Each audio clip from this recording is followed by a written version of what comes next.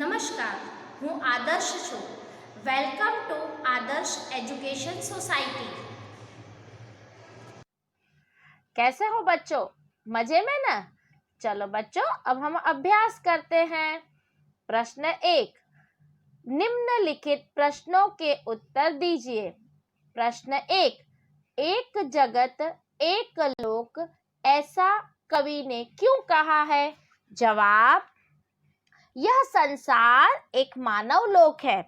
एक ही चंद्रमा सारे संसार में अपनी चांदनी फैलाता है. एक ही सूर्य सारे संसार को अपनी रोशनी देता है. दुनिया के सभी लोग एक ही धरती पर और एक ही आसमान के नीचे रहते हैं.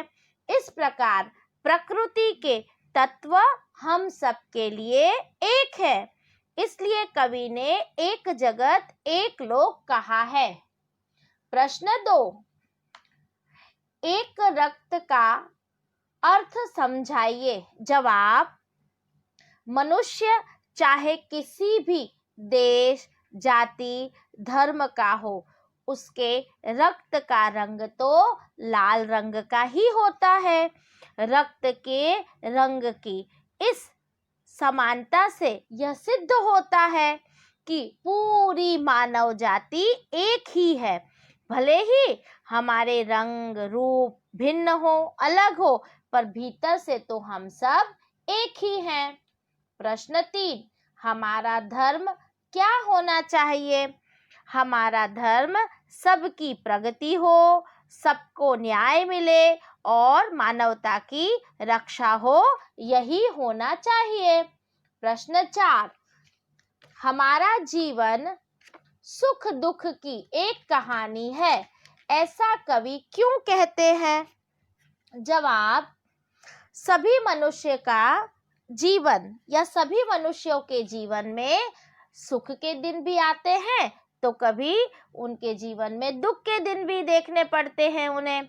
किसी का पूरा जीवन ना तो कभी सुखी होता है और ना ही पूरा दुखी होता है. जीवन में एक के बाद एक सुख और दुख तो आते ही रहते हैं. इसीलिए कवि ने कहा है कि हमारा जीवन एक सुख दुख की कहानी है. प्रश्न 2. ऊंचे स्वर में पढ़िए. सूर्य, सुख दुख, रक्त, अस्थि, प्राण, गायें, गूंज, हर्ष, ऐक्य, कर्म, प्रगति, लहराएं, विश्व शांति. प्रश्न 3. उदाहरण के अनुसार निर्देशित वर्ण से शुरू होने वाले शब्द बनाइए. उदाहरण जैसे क तो कौवा, कमल, कागज, कौशल. तो अब ग से क्या बनेगा बच्चों? गाय, गमला, गीत और गज. घ से क्या बनेगा बच्चों? घर, घंटी, घड़ी, घोंसला. च से क्या बनेगा? चरखा, चाकू, चटाई, चक्की. और म से क्या बनेगा? मटका, माता, मकान, मोर. प्रश्न 4. शब्द सारणी. बच्चों, यह शब्द सारणी आपको दिखाई दे रही है ना? अब उपयुक्त सारणी में कुछ सार्थक शब्द दिए गए हैं, उन्हें ढूंढिए और उनका वाक्य में प्रयोग कीजिए. जैसे बाइबिल, तो बाइबल धर्म ग्रंथ है. सबसे पहला शब्द है बच्चों महाभारत. तो महाभारत एक महाकाव्य है. दूसरा शब्द है पारसी. पारसी अग्नि की पूजा करते हैं. तीसरा शब्द है हिंदू. हिंदू मंदिर में जाते हैं. चौथा शब्द है मस्जिद. तो मस्जिद में मुसलमान नमाज पढ़ते हैं. फिर छठवां शब्द है मंदिर. तो मंदिर यह शिव का मंदिर है। उसके बाद है अवेस्ता। तो अवेस्ता पारसियों का धर्म ग्रंथ है। उसके बाद आएगा रामायण। तो रामायण हिंदुओं का धर्म ग्रंथ है। फिर है मुस्लिम। तो मुस्लिम ईद का त्यौहार मनाते हैं। फिर आएगा साईं। साईं एक संत थे। फिर है गुरु ग्रंथ साहिब। गुरु ग्रंथ साहिब में क्या आएगा बच्चों? गुरु ग्रंथ साहिब सिखों का धर्म ग्रंथ है। बाल मित्रों, अब हम स्वाध्याय करेंगे। उसमें पहला प्रश्न, निम्नलिखित प्रश्नों के उत्तर लिखिए। पहला प्रश्न, इस काव्य में प्रकृति के कौन कौन से तत्व हैं? जवाब, इस काव्य में प्रकृति के तत्व हैं चंद्रमा, सूर्य, भूमि, आकाश, हवा और पानी है। प्रश्न 2, काव्य का शीर्षक एक जगत एक लोक क्यों रखा गया है? जवाब, पूरी दुनिया में एक ही सूर्य अपनी रोशनी देता है। विश्व में एक ही हवा चल रही है, एक ही पानी है। सबके जीवन में सुख और दुख समान है। सभी मनुष्य का शरीर मांस और हड्डियों से बना हुआ है। इस तरह कवि ने पूरे संसार की एकता को साबित किया है। इसलिए कवि इस काव्य का शीर्षक एक जगत एक लोक रखा है। प्रश्न 3, आप इस काव्य को और कौन कौन से शीर्षक देना चाहेंगे? जवाब, हम इस काव्य को शीर्षक देना चाहेंगे एक विश्व एक धरा तथा हम सब विश्व बंधु। प्रश्न 4, सभी नदियां अलग अलग हैं, फिर भी कवि क्यों कहते हैं कि एक ही पानी? उत्तर, सभी नदियों के पानी की विज्ञान की या वैज्ञानिक संरचना एक समान है या एक जैसी है। सभी नदियों के पानी का मनुष्य के लिए समान उपयोग है। इसलिए कवि अलग अलग नदियों के पानी को एक ही पानी कहते हैं। प्रश्न 2, विलोम अर्थ वाले शब्दों के जोड़ बनाइए और उदाहरण अनुसार वाक्य में प्रयोग कीजिए। शब्द है पास, तो उसका विलोम शब्द है दूर। विलोम का अर्थ होता है विरोधी शब्द। अब इसका वाक्य में प्रयोग देखेंगे। मेरे घर के पास मीना का घर है और मीना का घर मेरे घर से दूर नहीं है। बच्चों, हमने देखा ना, विलोम शब्द का हमें वाक्य में प्रयोग करना है। तो अब हम दूसरे शब्द देखेंगे और उसका वाक्य में प्रयोग करेंगे। तो पहला शब्द है शुभ। क्या होगा? शुभ। तो उसका विरोधी शब्द क्या होगा? अशुभ। तो वाक्य क्या बनेगा शुभ का? आज का दिन शुभ है। और अशुभ का वाक्य क्या बनेगा? कल का दिन अशुभ था। अब दूसरा शब्द क्या है? चेतन। चेतन का विरोधी क्या बनेगा? जड़। तो जड़ में क्या हम वाक्य क्या बनाएंगे? वृक्ष में चेतन है। और जड़ का क्या बनाएंगे? वनस्पति जड़ नहीं है। अब हम तीसरा देखेंगे। तो तीसरे में क्या है? जीवन। तो जीवन का विरोधी शब्द क्या है? मृत्यु। क्या है? मृत्यु। तो जीवन में हमें अच्छे काम करने चाहिए। और अब मृत्यु क्या क्या करेंगे वाक्य में प्रयोग? औषधियाँ हमें मृत्यु से बचाती है। उसके बाद हम देखेंगे स्वामी। स्वामी का क्या होगा विरोधी शब्द? दास।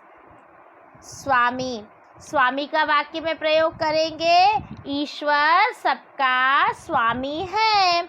और इस दास का वाक्य में प्रयोग क्या करेंगे? हमें किसी को दास नहीं बनाना चाहिए। उसके बाद है प्रकाश। तो प्रकाश का विरोधी शब्द क्या है बच्चों? अंधकार। तो सूर्य हमें प्रकाश देता है, इसका वाक्य में प्रयोग किया। तो अंधकार का क्या है? दीपक अंधेरा दूर करता है। प्रश्न 3, उदाहरण के अनुसार समान प्रास वाले शब्द बनाकर लिखिए। तो जैसे आना तो जाना। तो बच्चों यहाँ शब्द दिए हैं, अब हम इसके जोड़ बनाएंगे। तो सबसे क्या बनेगा? सुनकर। तो क्या बनेगा? पढ़कर। फिर उसके बाद बनेगा मेहरबा। तो क्या बनेगा? बागबा। फिर बनेगा सेठानी। सेठानी तो क्या बनेगा? जेठानी। क्या बना बच्चों? जेठानी।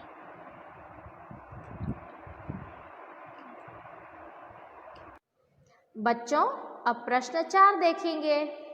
निम्नलिखित भाव दर्शाने वाली काव्य पंक्तियां लिखिए।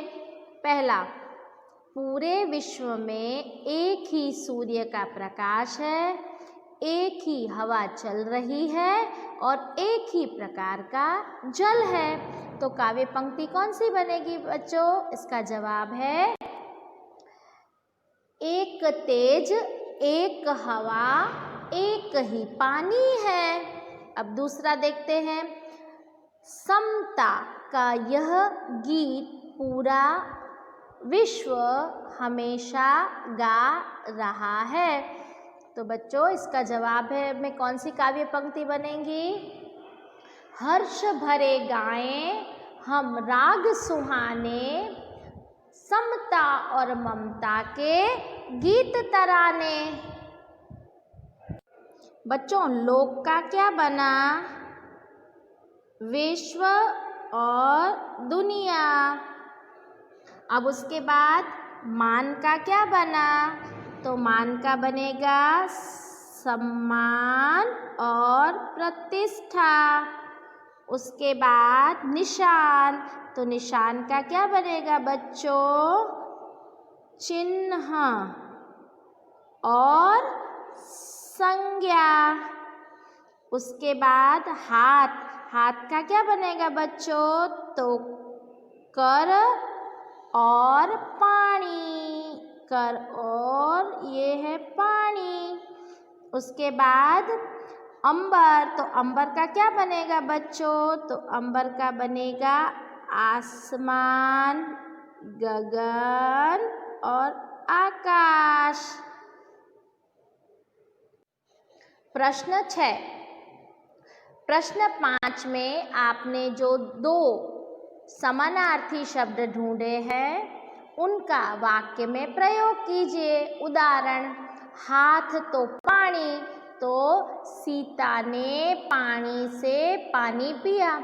बच्चों हमने लोक, मान, निशान, हाथ और अंबर के जो घेरे में से समानार्थी शब्द ढूंढे हैं ना, अब आपको उनका वाक्य में प्रयोग करना है। अब हम प्रश्न 7 देखेंगे। नीचे दिए गए या नीचे दिए हुए चौरस में से उदाहरण के अनुसार संज्ञा शब्द बनाइए और उनका वाक्य में प्रयोग कीजिए। अब यहाँ पर आपने देखा क्या लिखा है? फूल। तो यहाँ यह फूल सुंदर है। तो बच्चों अब हम इस चौरस में से नए नए शब्द बनाएंगे और उस पर से उसका वाक्य में प्रयोग करना है आपको। तो शब्द कौन सा है? तो सबसे पहले बनेगा कमल। क्या बनेगा बच्चों? कमल। तो अब आपको उसका वाक्य में प्रयोग करना है। फिर दूसरा क्या बनेगा?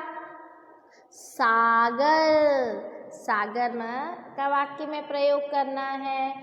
फिर आपको तीसरा शब्द क्या बना? भारत। क्या बना बच्चों? भारत। पांचवा शब्द क्या बना? हिमालय। फिर बना अंगद। फिर बना आरती। आरती। और उसके बाद क्या बना? देखो ना बच्चों, आपने कितने सारे शब्द बनाए। कमल, सागर, हिमालय, भारत, मालती, आरती और अंगद। अब इन सब का आपको वाक्य में प्रयोग करना है। Thank you for joining us.